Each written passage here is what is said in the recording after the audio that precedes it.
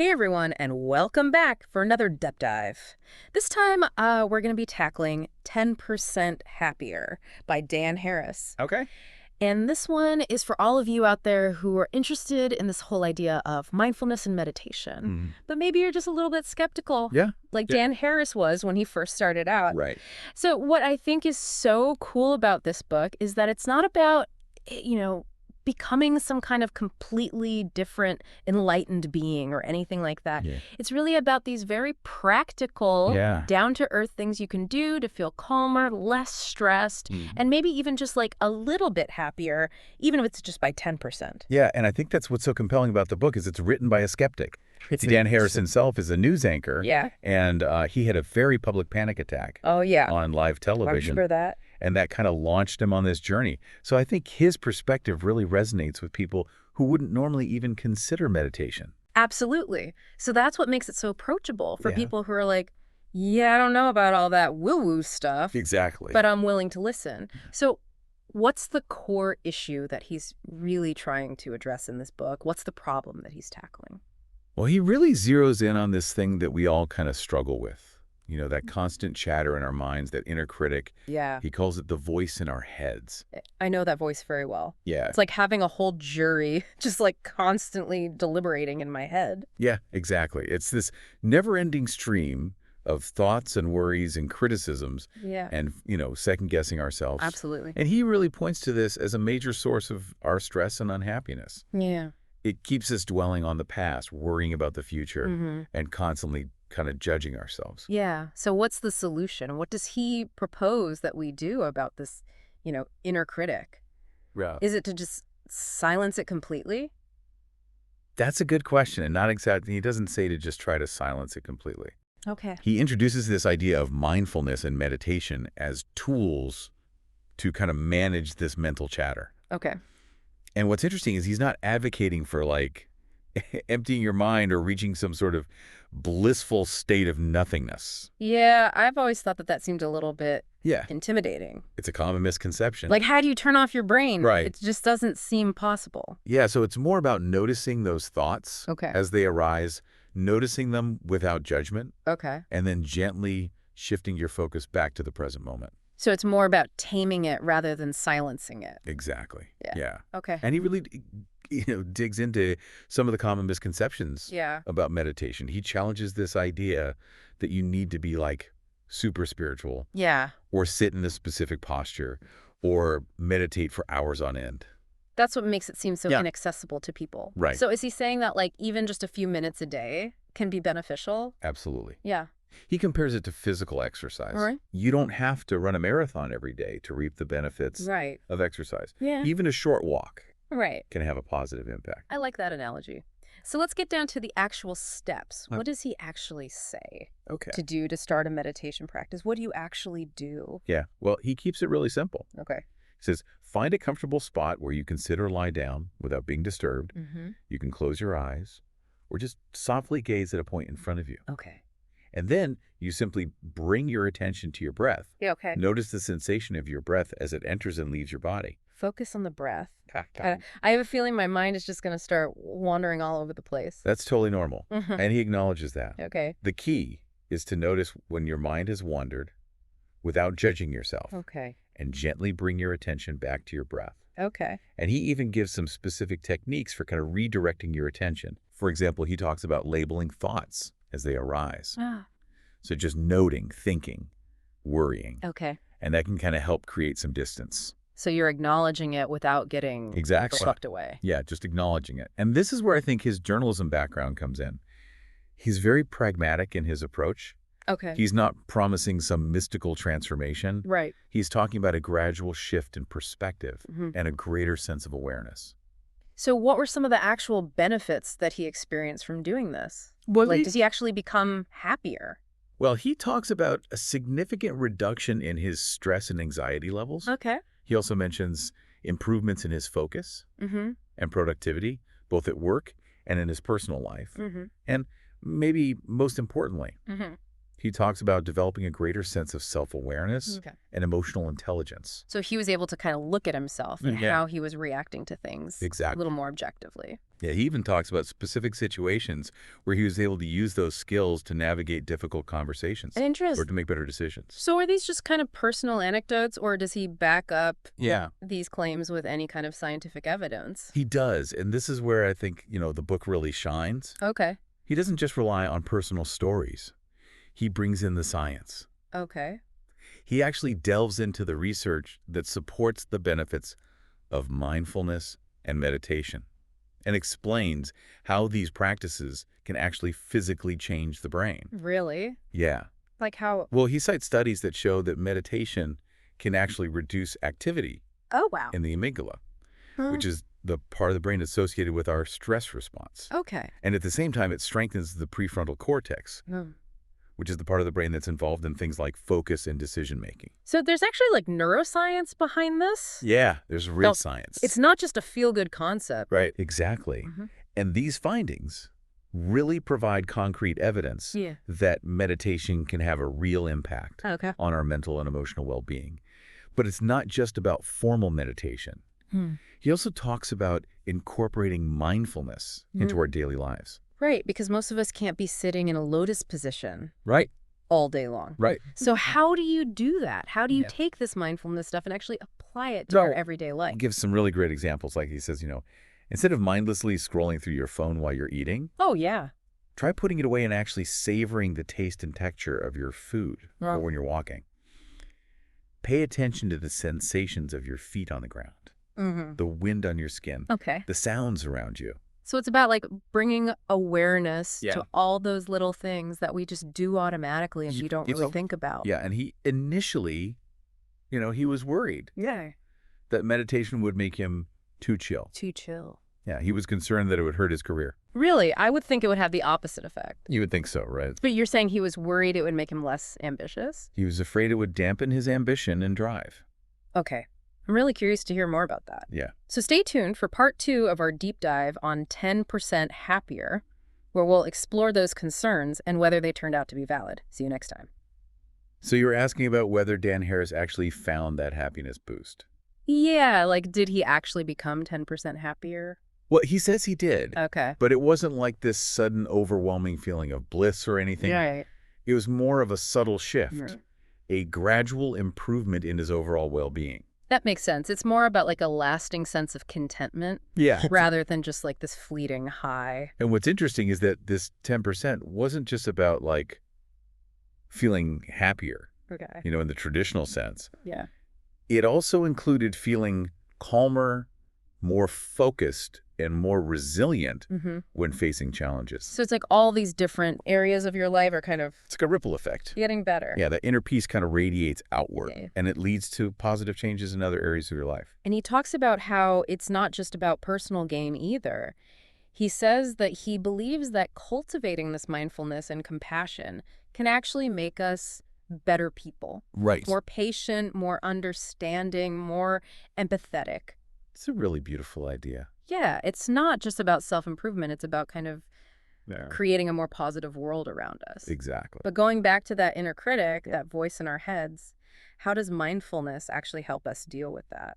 Well, through mindfulness practice, Mm-hmm. we develop this ability to observe our thoughts Mm-hmm. without getting swept away by them. Okay. It's like creating a space between ourselves and our thoughts, Mm. which gives us this power to choose how we respond instead of just reacting automatically. So instead of just being controlled by our thoughts and emotions, Right. we Yeah. can actually kind of gain a sense of control over them. That's a really powerful way to put it. Mindfulness gives us the ability to question those negative thoughts or unhelpful thoughts, to challenge their validity, and to choose more positive ways of thinking. It's like we become the CEO of our own minds. Yeah, I love that analogy. And that CEO mindset is crucial for navigating the ups and downs of life. It allows us to face those difficulties with clarity and resilience, knowing that we have the tools to manage our thoughts and emotions. Okay, so let's say someone's listening to this right now and they're like, okay, I want to give this mindfulness thing a try. Yeah. What advice would you give them for getting started? Well, first and foremost, be patient. All right. Mindfulness is a practice. Mhm. And like any practice, it takes time and effort to develop. It's not going to happen overnight. Exactly. Yeah. You're not going to become a meditation master overnight. And remember, even just a few minutes of meditation a day Okay. can make a difference. So start small. Start small and gradually increase the duration as you feel more comfortable. Okay. Consistency over intensity. Got it. What else? Well, find a quiet place where you can sit or lie down comfortably without being disturbed. Okay. Choose a time of day that works best for you. Mm-hmm. Some people like to meditate first thing in the morning. All right. Others find it more relaxing before bed. Whatever fits into your schedule. Find Uh-huh. your time and place. Exactly. And don't get discouraged if your mind wanders during meditation. I was just thinking that. That's going to happen. It's completely normal. Just notice when your attention drifts Yeah. and gently guide it back to your breath or whatever anchor you're using. Yeah. Harris himself talks about his mind being like a room full of monkeys. Oh, yeah. So taming those monkeys. That's a great analogy. I think we can all relate to that. Yeah. But what about people who are super busy and they just feel like they don't even have 5 minutes to meditate? That's a really common concern. And Harris addresses that directly. Okay. He emphasizes that mindfulness isn't limited to formal meditation. It's a mindset that you can integrate into everyday activities. So how do we do that? How do we bring mindfulness into our busy lives? One simple way is to just pay attention to your senses throughout the day. Okay. Notice the sights, the sounds, the smells, the taste, the textures around you. Mm-hmm. Really savor your meals. Okay. Feel the water on your skin when you're taking a shower. Yeah. Listen to the birds singing. So it's about slowing down Yeah. and appreciating those little things that we Yeah. usually just kind of rush through. And another way to practice mindfulness Mm. is to pay attention to your body.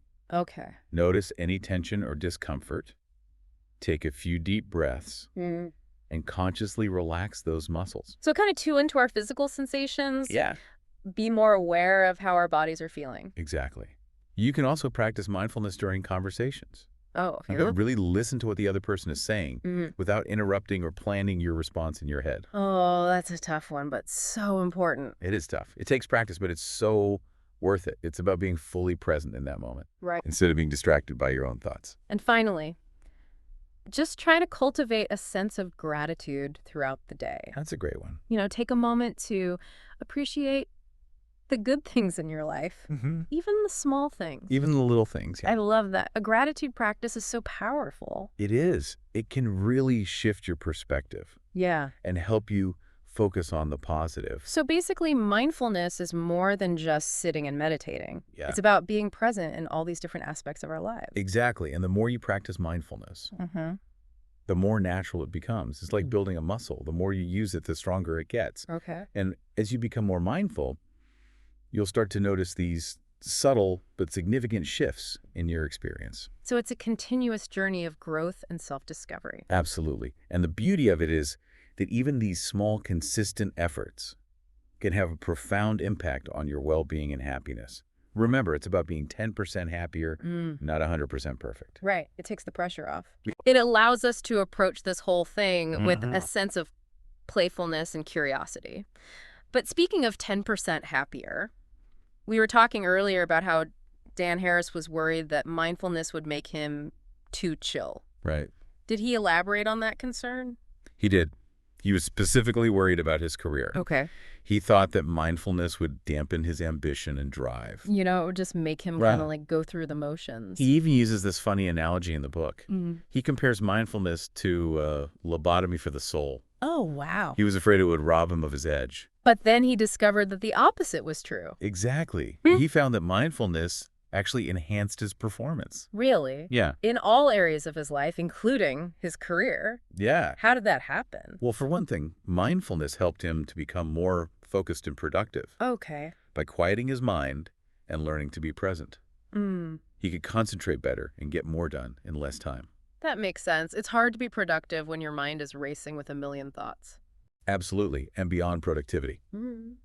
Mindfulness also helped him to become more resilient when facing challenges. Okay. By learning to observe his thoughts and emotions without judgment, he could bounce back from setbacks more quickly. Yeah. And maintain a more positive outlook. It sounds like mindfulness kind of gave him this shield to protect him from all that stress and all those ups and downs that are inevitable in life, especially in a demanding career like his. Right. So it seems like mindfulness and ambition aren't necessarily at odds with each other. They can actually work together. That's a really key takeaway from the book. It's not about choosing between inner peace and outer success. Yeah. It's about finding that balance that allows you to pursue your goals with more focus, resilience, and even enjoyment. Okay. Are there any other kind of aspects of 10% happier that particularly stood out to you? Well, one thing that really resonated with me was his discussion of the monkey mind. Yeah. He used this metaphor to describe that incessant chatter and restlessness of our minds. That's such a perfect way to describe it. I think we all experience that to some extent. And you all have those monkeys, swinging from thought to thought, creating chaos and distraction. So what does he suggest for taming those mental monkeys? He talks about the importance of cultivating what he calls a witness within ourselves. A witness. Yeah, this witness is a part of us Okay. that can observe our thoughts and emotions without getting caught up in them. So it's like taking a step back Yeah. and watching those thoughts from a detached perspective. Exactly. And by developing this witness consciousness, we can start to gain control over our monkey minds. We can choose which thoughts to engage with and which to just let go of. It's like we're the zookeepers of our own minds. I love that. We're not letting those monkeys run wild. And I think this concept of the witness is a really helpful tool for anyone who struggles with overthinking or anxiety or negative self-talk. Absolutely. It's about recognizing that we are not our thoughts. Right. We are the observer of those thoughts. And once you realize that, you gain the power to choose how you respond to them. Exactly. You can choose to nourish those positive thoughts and let the negative ones just kind of fade away. Right. It's about cultivating a mindful and intentional relationship with your own thoughts. I like that. And that's a central message in 10% Happier. Happiness isn't something that just happens to us. It's something that we cultivate through our thoughts, actions, and choices. It's an ongoing process, Ah, a conscious effort yeah. to create a more peaceful and fulfilling inner world. So we've covered a lot of ground in this deep dive. We've explored the core concepts of 10% Happier, talked about the benefits of mindfulness and meditation, and even learned some practical tips for taming those inner monkeys. It's been a really fascinating exploration, and I hope our listeners are feeling inspired to explore these ideas further. Me too, but before we wrap up this part, I want to touch on one more thing.